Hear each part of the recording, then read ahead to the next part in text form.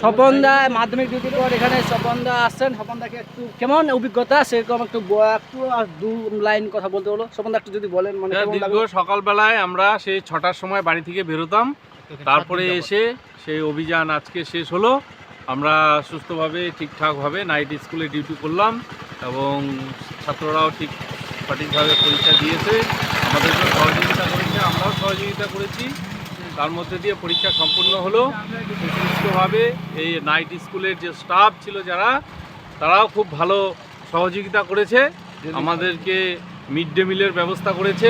আমরা সেই mid day meal খেয়ে সুস্থভাবে পরীক্ষা সুসম্পন্ন করে আজকে বাড়ি ফিরছি। ধন্যবাদ সবাইকে, টাটা। ধন্যবাদ আপনাকেও। খুব সত্যি খুব নাইট স্কুলে ডিউটি করে খুব ভালো লাগছে সবাইকে, আর আমাকেও ভালো লাগছে। সবাইকে ধন্যবাদ, নাইট স্কুলকে ধন্যবাদ।